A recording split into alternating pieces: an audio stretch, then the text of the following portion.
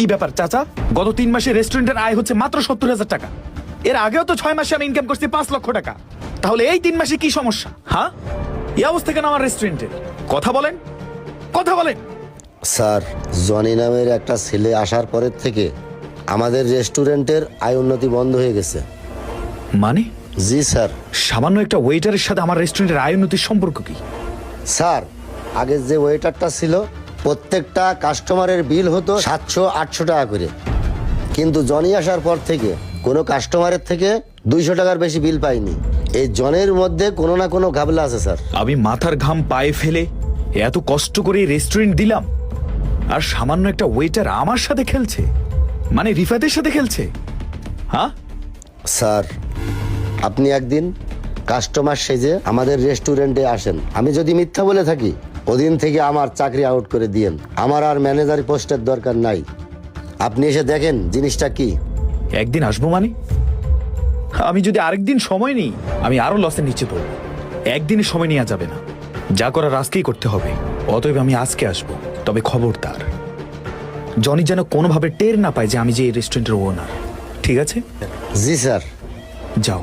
আসসালামু আলাইকুম স্যার। ওয়ালাইকুম আসসালাম। বুঝলাম না, সামান্য একটা ওয়েটার আমার সাথে খেলছে। এ তো আমাকে পথের ফকির বানিয়ে ফেলবে। হ্যাঁ, আমি থাকতে এটা কখনো আমি হতে দেব না। আজকে তার শেষ দেখব। কি ব্যাপার? আমার বিল কত হয়েছে? 170 টাকা স্যার। 170 টাকা কিভাবে হলো? কেন স্যার, বিল কি আরো বেশি হওয়ার কথা ছিল? হ্যাঁ, অবশ্যই বেশি হওয়ার কথা ছিল, কারণ আমার হিসেবে বিল হচ্ছে 700 টাকা। আপনি তো এখানে 170 টাকা উঠেলেন, কারণ কি? স্যার, যা উঠাইছি, আপনি একটু আমার দিকে একটু যাওয়ার সময় একটু খেয়াল রাখেন। ঠিক আছে, আমি বুঝতে পেরেছি। তাহলে শোনো, আমিও কিন্তু প্রত্যেকদিন এই রেস্টুরেন্টে খেতে আসবো। তাহলে তুমিও কিন্তু প্রত্যেকদিন আমার দিকে খেয়াল রাখবা। কি, পারবা না? স্যার, আমি যতদিন এই রেস্টুরেন্টে আসি, আপনার কোনো টেনশন করার দরকার নেই। আপনি আসবেন। এই যে দেখেছেন না স্যার, আপনার বিল হয়েছে কিন্তু 700 টাকা। আমি কমায়ে 170 টাকা রাখিছি। যাওয়ার সময় কিছু টাকা আমারে দিয়ে যায়েন।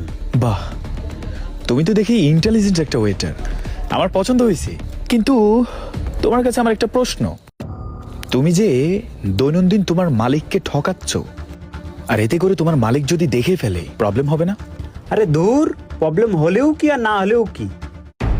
স্যার, আমার বেতন কত ধরেছে জানেন? মাত্র 2,500 টাকা। এই 2,500 টাকায় কি আমার সংসার চলে? না, তুমি ঠিকই বলেছ। 2,500 টাকায় তো এই যুগে সংসার চলে না, অনেক কষ্ট হয়ে যায়। তবে তোমার